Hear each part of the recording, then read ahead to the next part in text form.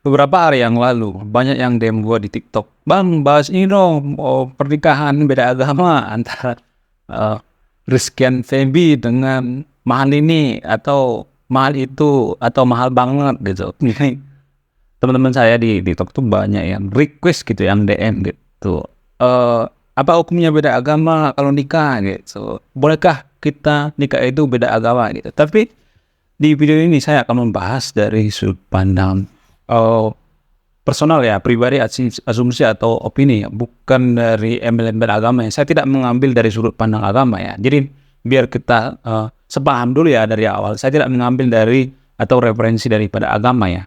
Artinya begini, kita harus terbiasa melihat suatu hal itu dari sudut pandang yang berbeda gitu. Kita harus bisa melihat dari sudut yang pandang yang lain gitu.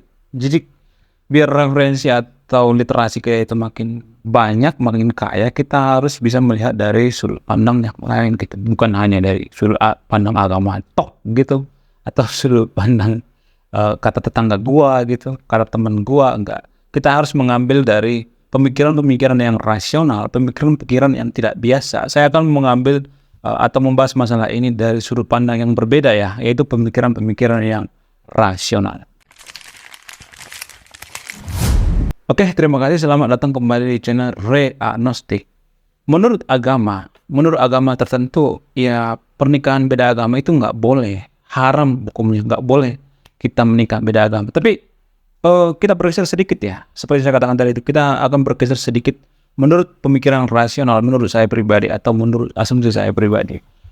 Kalau menurut asumsi saya pribadi itu, ya boleh-boleh aja, sah-sah aja gitu, nggak melanggar hukum juga. Kalau misalnya kita nikah beda agama itu nggak ada masalah dalam hukum juga, karena undang-undang kita itu tidak mencampuri ya, tidak kepo maksudnya. Tidak ada undang-undang kita mengatakan, lu harus nikah sama agama ini, lu harus nikah sama agama ini. Jadi negara itu tidak ada ranah ke situ, karena negara itu tidak mencampuri ranah privasi warganya gitu. Kalau misalnya negara mengatakan lu harus nikah ke agama ini, nggak boleh nikah ke agama gini, itu artinya negara itu terlalu kepo gitu, terlalu mengurusi personal warganya gitu. Jadi kecuali ya misalnya nih, negara kita itu adalah negara agama misalnya, ya nggak jadi masalah. Misalnya nggak boleh nikah agama ini sama agama ini, nggak masalah, bisa mengambil rujukan agama gitu. Tapi kan negara kita itu adalah negara hukum atau negara demokrasi. Jadi kita tidak boleh misalnya melarang orang itu nikah beda agama. Tapi bang, di medsos atau orang-orang berpikiran bahwa nikah beda agama itu ya nggak boleh.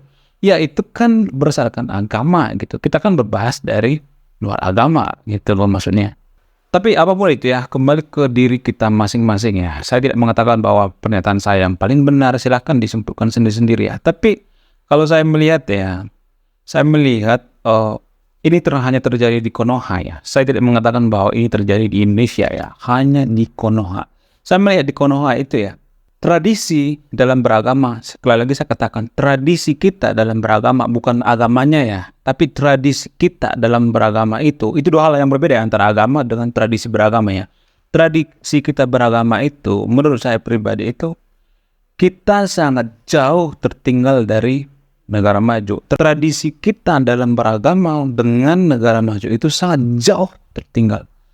Sekitar 1000 tahun kita ketinggalan dengan negara maju. Apa alasannya? Alasannya gini, kalau di Konoha ya, ini hanya terjadi di Konoha ya. Saya tidak mengatakan ini terjadi di Indonesia. Karena di Konoha itu dikit-dikit haram, dikit-dikit nggak boleh, dikit-dikit nggak bisa. Teknologi haram gitu. Kok bisa ya ada yang mengatakan bahwa teknologi itu haram? Oke lah, misalnya nih, kalau misalnya kita negara agama yang nggak jadi masalah, kita mengatakan seperti itu. Tapi kalau negara demokrasi, negara masa teknologi haram? Kalau misalnya kita mengatakan bahwa teknologi itu haram, kenapa kalau misalnya kita nih mau naik pesawat gitu, kita mau ibadah ke luar negeri misalnya, kenapa kita nggak naik kerbau aja sekalian gitu? Wik wik wik wik wik wik wik wik naik kerbau gitu. Ya kan, kalau kita mengatakan bahwa teknologi itu haram, harusnya ya tradisi agama itu yang menyesuaikan diri dengan lingkungannya, bukan agama yang menyesuaikan diri dengan lingkungan. Itu kebalik gitu. Ini banyak yang salah paham ya, banyak yang marah kalau saya mengatakan seperti ini. Tapi kalau kita berpikir secara rasional, harusnya agama itu menyesuaikan diri dengan tradisi gitu. Kan dia menjadi mohon maaf ya, dalam tanda kutip kita yang menyesuaikan diri terhadap agama. Karena apa? Karena tradisi-tradisi dalam agama itu, mohon maaf ya, ini menurut saya pribadi hanya relevan di zamannya. Jadi di zaman sekarang ini hanya penafsirannya gitu. Kalau misalnya penafsirannya kita salah, ya bisa artinya salah juga gitu. Jadi kalau kita meniru uh, tiplak gitu, atau misalnya terlalu tekstual gitu, itu adalah dua hal yang tidak ada hubungannya gitu, sangat kontradiktif gitu. Tapi itu menurut saya pribadi ya, dan ini juga terjadi di Konoha ya, bukan di Indonesia. Saya juga melihat ya di Konoha itu, kalau orang mau nikah itu, kita tuh terlalu kepo gitu dengan urusan pribadinya seseorang gitu. Kalau misalnya kita, nih ada teman kita yang menikah beda agama gitu, kalau misalnya kita kepo atau mereka tidak jadi menikah, apakah ini berpengaruh kepada kemajuan suatu bangsa? Apakah ini berpengaruh terhadap kemajuan teknologi? Apakah ini berpengaruh terhadap inflasi? Apakah ini berpengaruh untuk mengurangi kemiskinan di Indonesia, di Konoha misalnya, bukan di Indonesia, di Konoha? Apakah ini berpengaruh? Lalu kenapa kita terlalu kepo gitu? Kepo kita itu melebihi gitu, stadium 5 gitu. Kita terlalu mencampuri pribadi orang gitu. Padahal kalau sedikit saja kita berpikir secara rasional ya, kalau kita menikah itu ya, yang kita nikahi itu adalah karakternya, personalnya, pribadinya, sifatnya, kelakuannya, akhlaknya, bukan agamanya. Nih, kalau misalnya nih kita nikah beda agama, kalau kita bahagia, kita cocok, kita tidak sering ribut, tidak sering berantem, tidak nikah kawin cerai, baru nikah 3 bulan udah cerai, percuma kan? Kita nikah satu agama pun, beda agama juga ya nggak jadi masalah gitu. Kalau misalnya kita menikah satu agama itu, tapi kita ribut mulu, cekcok mulu, kawin cerai mulu, yang kita nikahi itu adalah karakternya coy, bukan agamanya. Karena agama itu dari zaman dulu sampai zaman sekarang juga itu tidak ada perubahan gitu, tetap seperti itu juga gitu. Jadi kalau misalnya kita menikah walaupun satu agama, itu belum tentu jaminan kita untuk langgeng gitu. Walaupun kita satu kepercayaan, belum tentu percayaan gitu. Jadi kalau kita menikah walaupun kita satu agama, belum tentu pernikahan kita itu langgeng. Jadi kalau kita menikah walaupun satu agama, belum tentu pernikahan kita itu langgeng, belum tentu pernikahan kita cocok. Yang menentukan cocok atau tidaknya itu karakter kita masing-masing, kepribadian kita masing-masing, sifat kita masing-masing gitu loh. Jadi saya melihat ya, ini hanya di Konoha ya, kita itu tertinggal gitu, jauh tertinggal dari zaman dulu, misalnya zaman Nusantara gitu. Jadi kejayaan Nusantara di Konoha itu seperti kerajaan-kerajaan Sriwijaya, kerajaan Majapahit itu, tradisi beragama itu sangat maju gitu. Kenapa saya mengatakan sangat maju? Karena saat itu tidak ada yang namanya persekusi rumah ibadah orang, tidak ada namanya intoleransi dan lain sebagainya. Dan saat itu tidak banyak orang yang mau agama gitu seperti sekarang ini. Saya melihat ya, saat itu zaman Majapahit atau zaman Sriwijaya itu, bahkan antara agama Hindu dengan agama Buddha itu digabungkan dengan agama Siwa Buddha. Sekali lagi saya katakan, saking damainya atau saking toleransinya saat itu, saking jagonya, saking canggihnya nenek moyang kita dulu, bisa menggabungkan dua agama sekaligus, antara agama Hindu dengan Buddha, yaitu agama Siwa Buddha. Coba bayangkan betapa canggihnya dulu nenek moyang kita bisa menggabungkan antara dua agama, yaitu agama Buddha dengan agama Hindu, yaitu Siwa Buddha. Jadi kebayangkan gimana saat itu canggihnya pemikiran-pemikiran atau majunya pemikiran-pemikiran orang atau keterbukaan orang-orang saat itu. Padahal zaman sekarang kalau kita bandingkan, dikit-dikit penistaan agama, dikit-dikit merusak agama, dikit-dikit laporin, dikit-dikit rusak ibadah orang, dikit-dikit bubarin ibadah orang, dikit-dikit persekusi rumah ibadah orang. Padahal zaman dulu tidak seperti itu. Saya melihat ya, kita seperti kehilangan jati diri. Kita itu bukan seperti itu. Aslinya kita bukan seperti itu. Orang-orang Nusantara itu, di Konoha itu ya, orang-orang Nusantara itu menurut saya pribadi orang yang legowo gitu, orang yang ikhlas, orang yang suka bergotong royong gitu, orang yang suka bermufakat gitu, berdiskusi. Padahal zaman sekarang saya melihat ya, sedikit saja kita mulai diskusi, nanti ujung-ujungnya debat masalah agama lah, saling mengkafir-kafirkan lah, saling menjelekkan satu sama lain. Pada zaman dulu kita tidak seperti itu. Bahkan kerjaan-kerjaan Sriwijaya, kerjaan-kerjaan Majapahit itu sampai menguasai ke Filipina, Singapura, Thailand, Vietnam dan lain sebagainya. Bisa sampai segitu hebatnya. Karena apa? Karena kita maju secara pemikiran. Jadi saat itu kita tidak sibuk dengan masalah agama. Kita sibuk dengan memperluas kerajaan, memperluas wilayah, memajukan pemikiran-pemikiran kita. Dan saat itu kita belajar dari filosofi-filosofi orang China gitu. Jadi hubungan masa lalu antara orang China dengan orang kerajaan-kerajaan Nusantara atau orang-orang Nusantara itu sangat erat hubungannya. Jadi kenapa ada patah yang mengatakan belajar ilmulah tuntut ilmulah sampai ke negeri China atau negeri tirai bambu. Jadi ini kata-kata bijak seperti ini tidak muncul hanya karena asal mangap gitu atau asal ucap. Ini muncul karena apa? Karena kita zaman dulu itu sudah segitu terbukanya dengan ilmu pengetahuan.